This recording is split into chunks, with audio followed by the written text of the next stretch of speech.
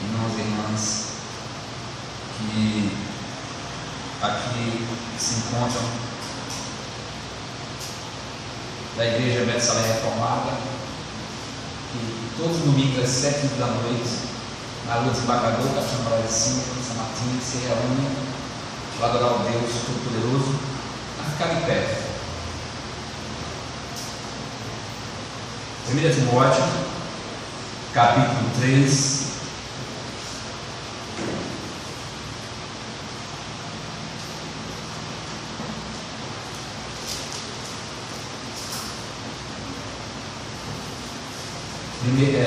Segunda Timóteo, capítulo 3. 2 Timóteo, capítulo 3.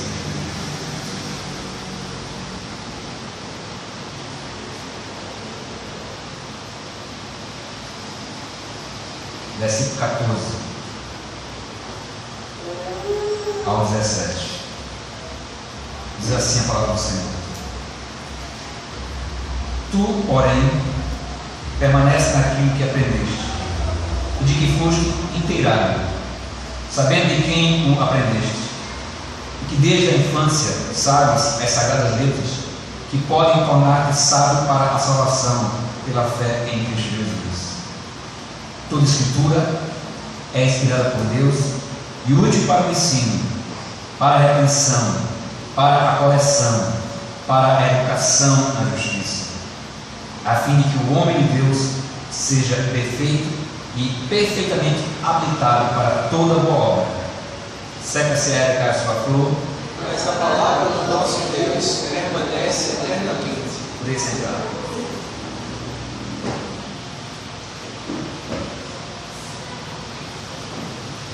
A única maneira de desfrutar, de derrotar as mentiras, a única maneira de derrotar as mentiras é por meio da verdade. E onde se encontra a verdade? Nas Escrituras Sagradas. Timóteo, ele havia aprendido a palavra de Deus desde a infância. Alguns pensam que precisavam da Bíblia quando pequeno, mas quando amadurecem, quando se tornam adultos, acham que são capazes de viver sem ela. Estão enganados.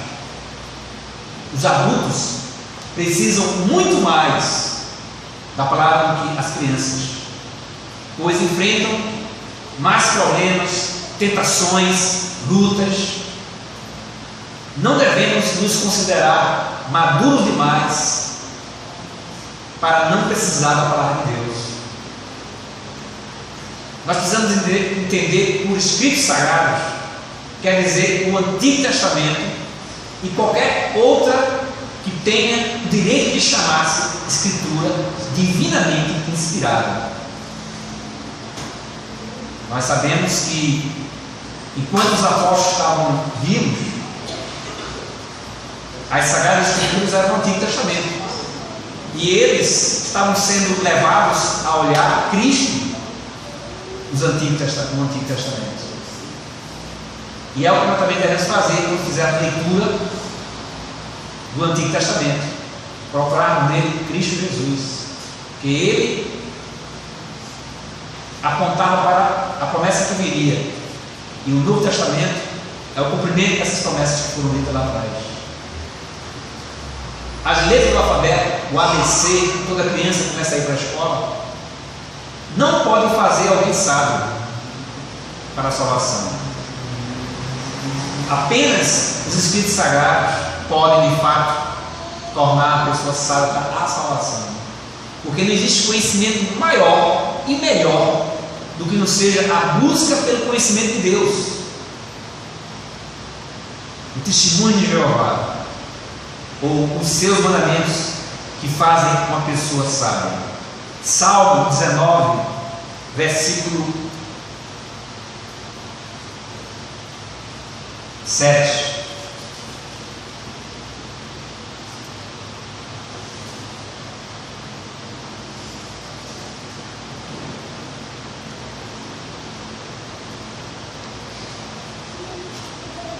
A lei do Senhor é perfeita e restaura a alma.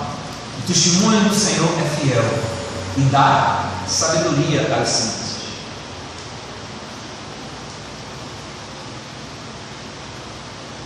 Beneficiará não só a Timóteo, é o que Paulo está dizendo, mas a todo homem de Deus. Os Escritos dos Apóstolos nada contém além de simples e natural explicação, mas ao mesmo tempo profunda, da lei e dos profetas. É preciso aprender a visualizar Cristo Jesus no Antigo Testamento. Todos nós. O Antigo Testamento se cumpre no Novo Testamento. O termo sagrado significa dedicado para uso santificado. Foi separado por Deus para uso sagrado especial. Nós somos salvos, nós sabemos, pela fé em Cristo, que é revelada nas Escrituras Sagradas, na Bíblia. Ela revela a necessidade de salvação. A palavra de Deus é um espelho que mostra como somos imundos aos olhos de Deus. Ela explica que todo pecador, você e eu, é condenado agora e precisa de um Salvador agora.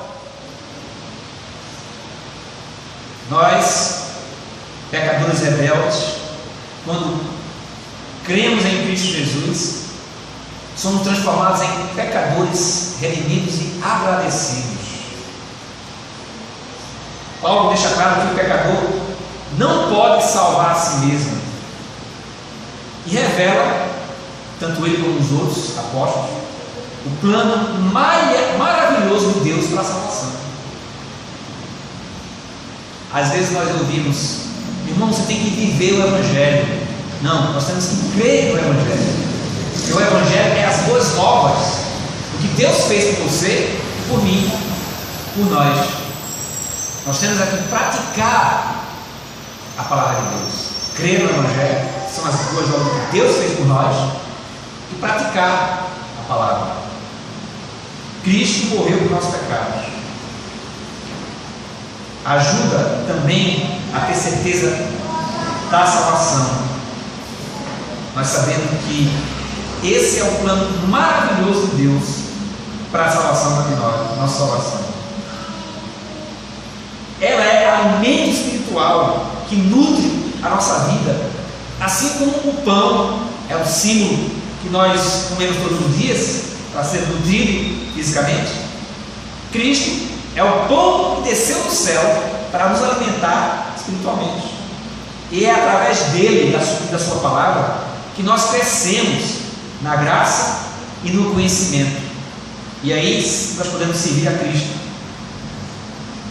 A palavra de Deus é a nossa espada nas nossas lutas, nas nossas dificuldades.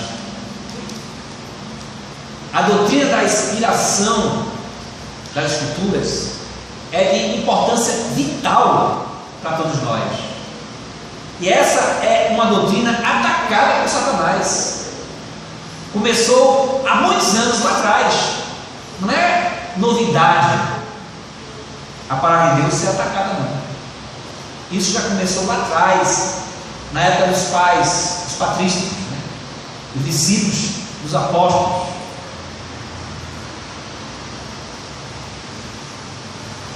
Tem gente que chegou a afirmar que Paulo nunca teve nenhuma visão. O que ele teve foi um ataque de epilepsia, quando estava indo para Damasco para aprisionar pessoas que eram no caminho, que estavam se convertendo a Cristo. E as pessoas dizem que ele estava tendo um ataque epiléptico, ele teve nesses ataques epilépticos umas visões. É algo absurdo, totalmente absurdo isso. Nós sabemos que tanto Satanás, desde o princípio, ele procura atacar a palavra de Deus. Lembra lá em Gênesis, quando ele disse para ela: é assim que Deus disse, colocando dúvida, semente da dúvida para atacar a mente de Eva. É inconcebível que Deus desse ao seu povo um livro na qual não pudesse confiar. Porque se Deus não nos dá uma palavra confiável, nós não temos nada. Nós não temos nada. Então é inconcebível que esse Deus da verdade, Ele é a verdade, nos desse uma palavra que nós não pudéssemos confiar. Isso é totalmente inconcebível. Ele é o Deus da verdade. Nós temos aqui em Deuteronômio, capítulo 32, versículo 4.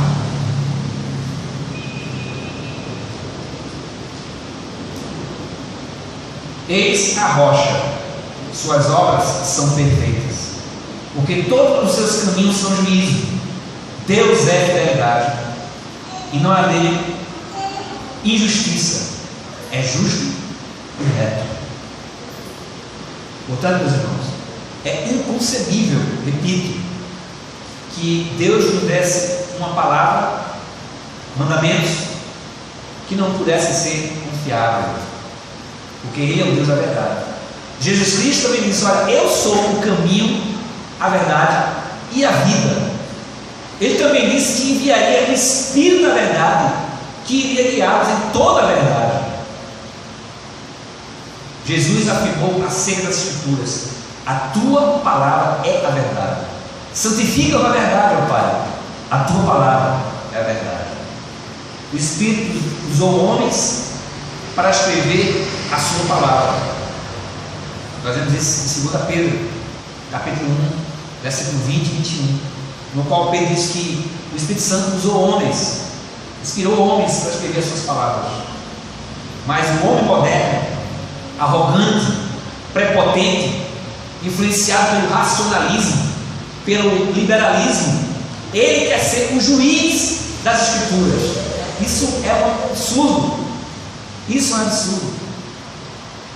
O homem moderno, influenciado pelo racionalismo e liberalismo, ele quer ser o juiz das Escrituras. Ele quer ser a autoridade sobre as Escrituras. Quando se ataca a doutrina da inspiração, coloca-se em dúvida a autoria divina das Escrituras. Eles tentam destruir essa verdade. O Espírito Santo ele dirigiu os homens que registraram as Escrituras. Portanto, o cânon, que foi preservado do erro, constituindo revelação infalível e inerrante de Deus ao homem, ela própria é a autoridade das Escrituras, porque você reconhecer ela como autoridade não depende de homem nenhum na terra e nem de igreja nenhuma. As Escrituras, elas são autoritativas porque são a palavra de Deus. Essa, segundo o nosso breve catecismo, pergunta 2, afirma que é a única regra de fé e prática para nossas vidas, e é também a única regra para nos orientar na maneira de glorificar a Deus e gozá-lo. As Escrituras são úteis, como Paulo diz aqui para Timóteo, para o ensino, ou seja, aquilo que é certo. Se existe aquilo que é certo, existe também o que é errado. Ou seja, aquilo que é certo é para comunicar conhecimento acerca da revelação de Deus para nossas vidas em Cristo Jesus. Paulo também diz que ela também serve para a repreensão, ou seja, para repreender aquilo que é errado, ou seja, fazer advertências baseadas na palavra de Deus, refutar os erros que nós estamos vendo se multiplicar ao nosso derredor, refutar heresias que também multiplicam-se ao nosso derredor, refutar também principalmente os falsos mestres, porque eles são os dissimuladores, aqueles que estão espalhando os erros. Precisamos, irmãos, usar as Escrituras para refutar combater esses falsos mestres e também proclamar a verdade, defender a verdade. Paulo também diz que a Escritura serve para a correção. Como fazer aquilo que é certo? O pecador, ele deve ser advertido a abandonar a vereda errada, ou seja, a vida de pecado em que está andando, que é um caminho largo, é um caminho espaçoso. O próprio Jesus falou sobre isso, e muitos estão andando nesse caminho. Por quê? Porque é natural do homem crescer com o vírus, com o pecado, desde pequenininho. Ele já vai nascer e ele já vai começar já naturalmente a rejeitar Deus, porque sempre aqui na terra a grande questão é a rebelião do homem contra Deus, e naturalmente ele vai começar a colocar para fora a sua rebeldia contra Deus. E um dos frutos dessa rebeldia é o racionalismo, é o liberalismo, em que os homens querem ser o juiz das Escrituras. Eles querem dizer o que é para Deus ou não. Já não basta a multidão de ensinos errados, de homens, falsos mestres, que se dizem apóstolos, mas o próprio Paulo fala isso em 2 Coríntios, dizendo: olha, o próprio Satanás se transforma em anjo de luz.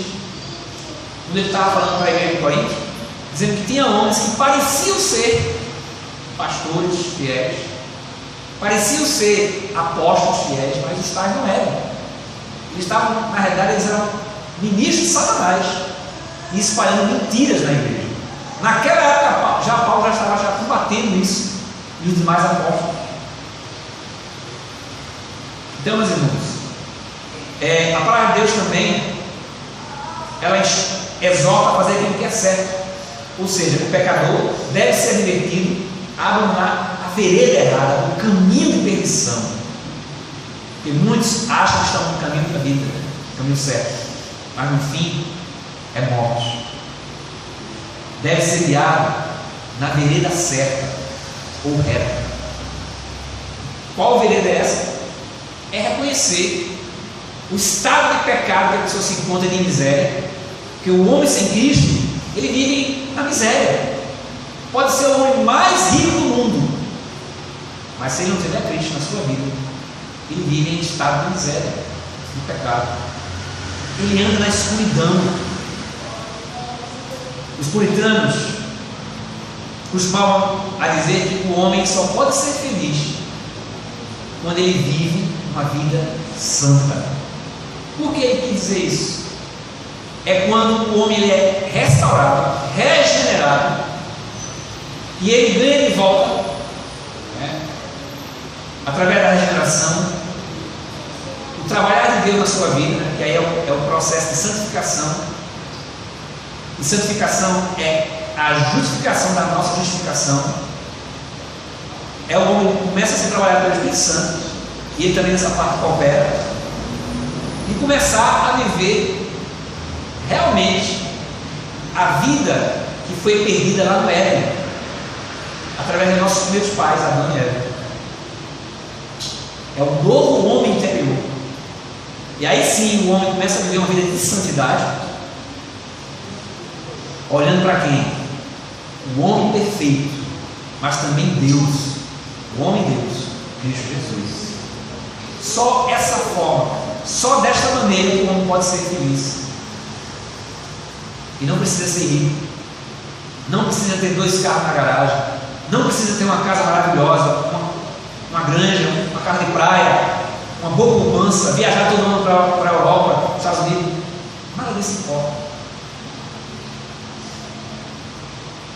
Conta a história que um rei estava gravemente doente e ele deu tarefas a alguns oficiais seus de procurar o seu rei, porque alguns médicos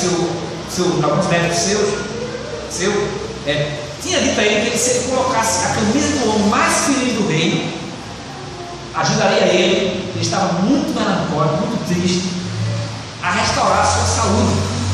E aí convocou oficiais do seu rei e disse: olha, saia para o meu reino e encontre o mais feliz que vocês encontrarem e traga sua camisa para mim. E aí seus oficiais saíram do reino, passaram algumas semanas andando, e eles só encontravam pessoas que tinham tudo, mas murmuravam sempre por alguma coisa. E eles já estavam ficando sem esperança, e começaram a voltar para o palácio. Quando no bosque eles ouviram um homem agradecendo a Deus pelo dia, mesmo tendo pouca comida, mas era grato a Deus. E aí eles pararam, ouviram aquela oração e imediatamente se dirigiram àquele homem que estava no bosque. Finalmente encontramos uma pessoa que não murmura, que agradece a Deus. Vamos pegar sua camisa e levar para o nosso rei. Qual não é a surpresa deles, quando aquele homem não tinha camisa? Era um homem muito, mas muito pobre. Aquele homem não tinha camisa, mas era um homem que era feliz. Eu não estou aqui advogando agora a pobreza, não é isso. Mas o próprio Paulo escreve em 1 Timóteo, capítulo 6, dizendo que devemos estar contentes, tendo que comer e vestir. O que é isso? É Deus suprindo todas as nossas necessidades. Sejamos contentes. Aliás, tem um livro muito bom escrito por um puritano, que é Aprendendo a Estar Contente. Os irmãos, Paulo também diz que também serve as Escrituras para a educação na justiça. E não é só para adultos. Cada cristão necessita ser disciplinado de modo que se torne completo e prospere na esfera onde a vontade de Deus seja considerada como norma. Timóteo, desde jovem, ele foi instruído por sua mãe e pela sua avó, desde pequeno. Até que um dia, com certeza, ele deve ter ouvido uma pregação de Paulo pregando sobre, finalmente, o Messias que veio. E Timóteo deve ter crido nessa pregação. Tanto é que nós depois vemos aqui Timóteo recebendo cartas do apóstolo Paulo, e Timóteo torna-se um jovem pastor da igreja de Éfeso. Portanto, meus irmãos, nós podemos tirar dessa passagem que pai e mãe têm um dever, têm a obrigação de, ao levantar, ao caminhar e ao deitar, ensinar as sagradas letras aos filhos. Lembra que no domingo passado que eu falei? 52 domingos no ano, 1 hora, 52 horas. Se os pais forem pais obedientes e gastarem 1 hora com seus filhos por dia, são 365 horas. Juntando com mais 52 horas, vai dar 400 horas por ano. Mas mesmo assim, vai estar em desvantagem contra mais de 800 horas por ano que os nossos filhos vão estar na escola. Essas escolas são confessionais. A esfera do ensino dessa escola é voltada para a glória de Deus. Com certeza, a grande maioria das escolas não são escolas confessionais. Não estão ensinando tudo que ensinam voltado para a glória de Deus, não. Matemática, física, química, história, português, não. Então são mais de 800 horas contra 400 e poucas horas. Se é que os pais estão fazendo isso, gastando 1 hora por dia com seus filhos. Se é que estão fazendo isso. Se não fazem isso, são 52 horas apenas por ano. Estão sendo esmagados com a diferença das horas na escola. 4 horas por dia na escola, recebendo ensinamentos pagãos, Então, não é à toa que a grande maioria dos jovens não querem saber de Cristo. Então, meus irmãos, as Escrituras capacitam-nos para o serviço. Qualquer cristão deve estudar a palavra de Deus e obedecê-la, porque não basta apenas estudá-la por mero curiosidade. Todos os grandes homens que passaram na história se dedicaram à palavra de Deus: Moisés, Samuel, Eliseu, Elias, Davi,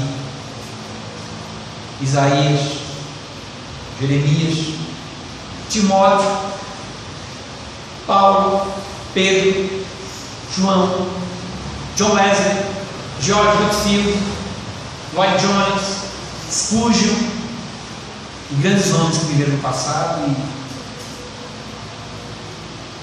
homens que acreditam que tem hoje, que se dedicam imensamente aos estudos das Escrituras. Os irmãos, o que Paulo quer dizer ser completo? Ser completo significa em boa forma ou em bom estado. Implica adequação para o uso, ou seja, a palavra de Deus equipa e capacita o cristão para que ele viva de maneira agradável a Deus. Não há outra maneira de você procurar saber, descobrir como é que eu posso agradar a Deus aqui na terra. A única maneira é através das Escrituras. Por isso que é a palavra de Deus, porque é inconcebível que o Deus da verdade não desse uma palavra que não fosse confiável. Ela nos equipa e capacita para que nós vivamos de uma maneira que agrade a Deus e realize a obra da qual Deus incumbiu a cada um de nós. Não é tarefa só de pastor ou presbítero docente, que são os pastores, ou de presbítero regente, ou de diácono.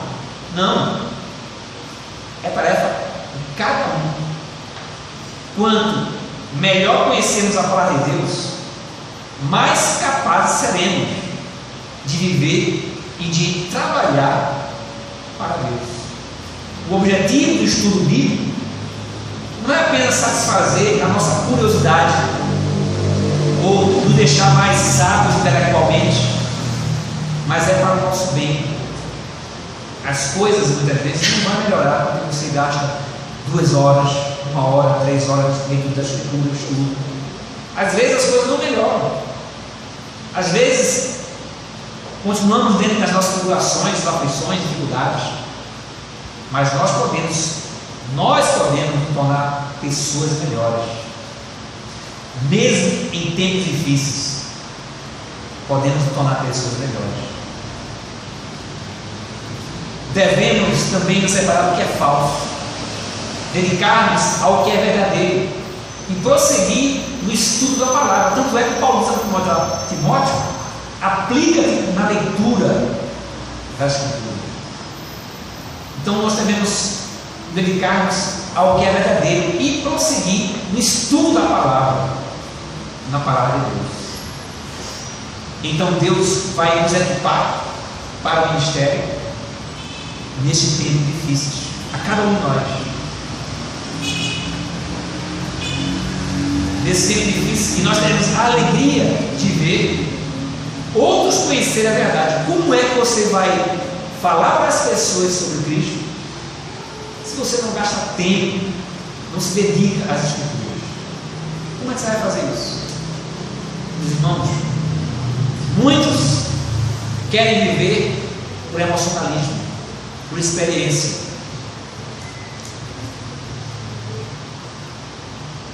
Querem ser guiados por experiência. Outros querem ser guiados por novas revelações. Isso, de uma certa forma, é a negação de uma das solas, cinco solas da reforma, que é só a Escritura, somente as Escrituras. Porque amanhã você acorda bem, né, alegre, e aí você vai ser guiado por esse sentimento. Mas depois de amanhã você acorda cabisbaixo, não se sentindo muito bem. E como é que vai ser o seu dia?